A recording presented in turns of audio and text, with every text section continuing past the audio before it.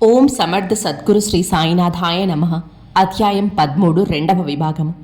దాదా కేల్కర్ ఆచారపరుడు. ఒకప్పుడు అతనికి పైకమిచ్చి మాంసము తెమ్మన్నారు బాబా.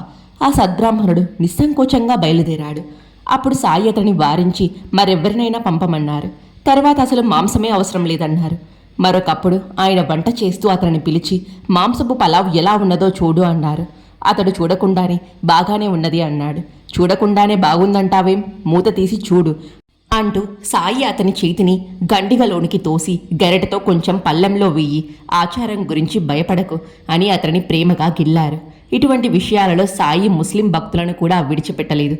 ఒక ముస్లిం తనకు సంతానం కలిగితే సిరిడిలో మిఠాయిలు పంచుతానని మొక్కుకొన్నాడు. అతని కోరిక ఫలించింది. అతడు సిరిడి చేరి మిఠాయిలు పంచడానికి బాబా అనుమతి కోరితే ఆయన నవ్వి మారుతి ఆలయంలో పంచమన్నారు. అతడు నెవ్వరబోయి, నీడు ముస్లింని కదా, అదెలా సాధ్యం అన్నాడు. బాబా నవ్వుతూ, ఇటీవల వారికి జరిగిన యుద్ధంలో మారుతి అహ్లాన్ను ఓడించాడు అని ఉగ్రులై, ఏ ముస్లింరా నీవు, ఆలయంలో మిఠాయిలు పంచుపో అని గద్దరించారు. సర్వగతుడైన భగవంతునిపై భక్తికి మతభేదం ఆటంకం కాదని వారి భావం. అతడు బాబా ఆజ్ఞను పాటించాడు. నైజాం రాష్ట్రానికి చెందిన ఒక ముస్లిం మత ప్రముఖుడు సిరిడి వచ్చి మసీదులో అగ్నిహోత్రము, గంటలు మొదలగునవి ఉంచడం గురించి బాబాతో, ఇది ముస్లిం అయిన మీకు తగదు, అల్లాహ్ మిమ్మల్ని సహించడు అన్నాడు. సాయి ఉగ్రులై, నీవు అసలు ముస్లింవేనా? నీకు నమాజ్, షరియత్, ఇస్లాం ఆచారకాండ, ఖురాన్లు తెలుసా? ముస్లింలు మాత్రమే దేవుని చేత సృష్టించబడ్డారా? తక్కిన వారిని ఎవరికైనా జీతానికి అప్పగించారా?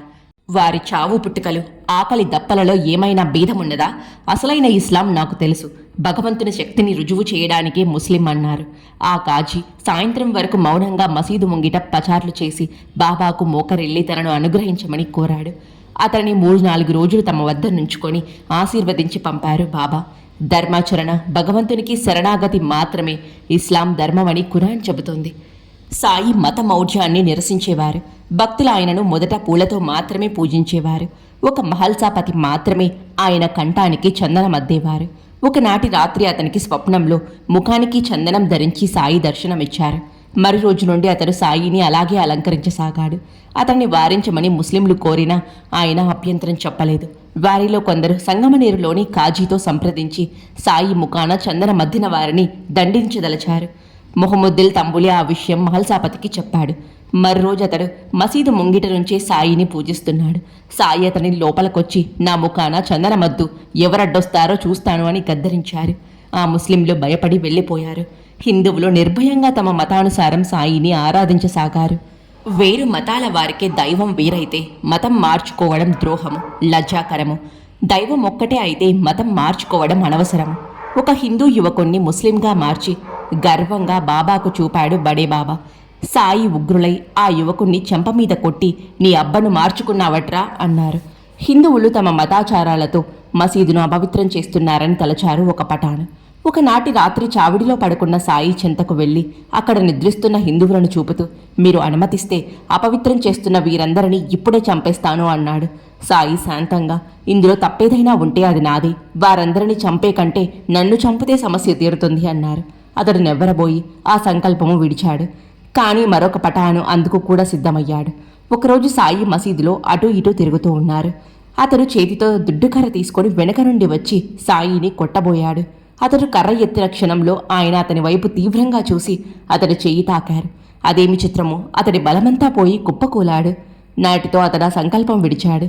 ఇలాంటి ముస్లిమే మరొకడు హిందువులను భ్రష్టులను చేయదలచి బాబా లెండికి వెళ్ళినప్పుడు మసీదులోని మంచినీటి కుండలలో తాను త్రాగిన నీళ్లు కలిపారు. ఇంతలో బాబా తిరిగి వచ్చి ఆ నీళ్లు పారబోసి కుండలు పగలకొట్టి పెద్దగా తిట్టారు. హిందూ భక్తులకు వలె పాత్రులైన ముస్లింలను కూడా సంస్కరించి అనుగ్రహించేవారు సాయి. ఎన్నోసార్లు మక్కా యాత్ర చేసిన ఒక ముస్లిం హాజీ సిద్దిక్ సాల్కే సిరిడి వచ్చాడు. అతనిని చూస్తూనే బాబా ఉగ్రులై 2 నెలల వరకు అతని మసీదులోకి ప్రవేశించనీయలేదు.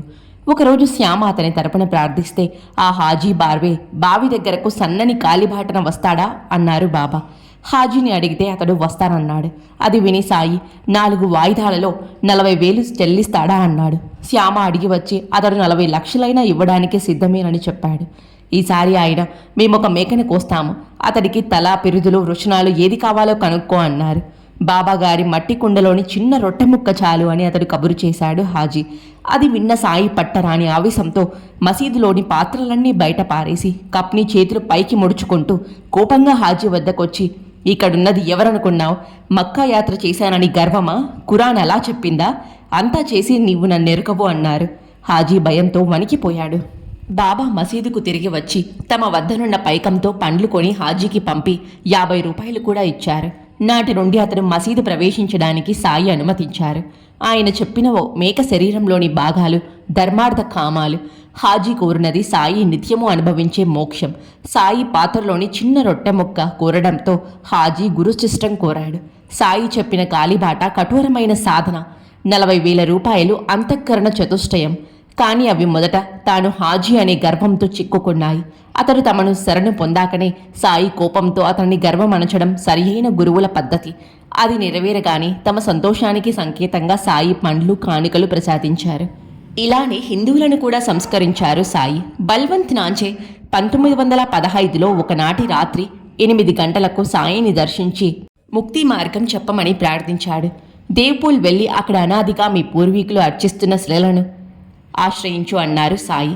అతనికేమీ అర్థం కాలేదు. ఇంటికి వెళ్ళాక నిజంగానే వారి పూర్వీకులు దేవ్పూర్లో కొన్ని విగ్రహాలను పూజించేవారని అతని తండ్రి చెప్పాడు.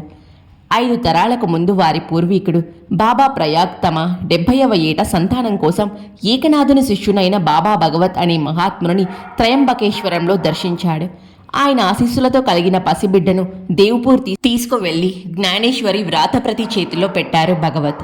వంశం నిలబడితే ఆ వంశస్థులు భగవత్ వంశస్థుల నుండి ఉపదేశం పొందుతామని ఆ పూర్వీకుడు మొక్కుకున్నాడు. ఇదంతా సాయికి తెలియడమే ఆశ్చర్యం. ఆయన చాలా సంవత్సరాలుగా నాచ్నే 1927లో నాను మహారాజ్ అనే 15 సంవత్సరాల మహాత్ముని దర్శించాడు. ఆయన దేవ్పూర్ వెళ్ళావా అన్నారు. నాచ్నే ఆశ్చర్యపోయి ఆ గురువంశంలో నాకంటే పెద్దలెవరూ లేరని వెళ్ళలేదు అన్నాడు. అయితేనేం, నా గురువు శ్రీ దోయిపోడే నాకంటే చిన్నవారు. నీ గురువు పేరు భాగవత్ అన్నారు ఆ మహాత్ముడు. నాచ్ని త్వరలో దేవ్పూర్ వెళ్లి ఉపదేశం పొందాడు. సంవత్సరం తర్వాత నాను మహారాజ్ బొంబాయి వస్తున్నారని అతనికి తెలిసి స్టేషన్కు వెళ్ళాడు నాచ్నే. నాను మహారాజ్ అతనికి తమ గురువైన 8 సంవత్సరాల శ్రీపాద దోయిపోడే గారిని చూపారు. తర్వాత శ్రీపాదులు కొంతకాలం గుంటూరులో మెట్రిక్ చదివారట.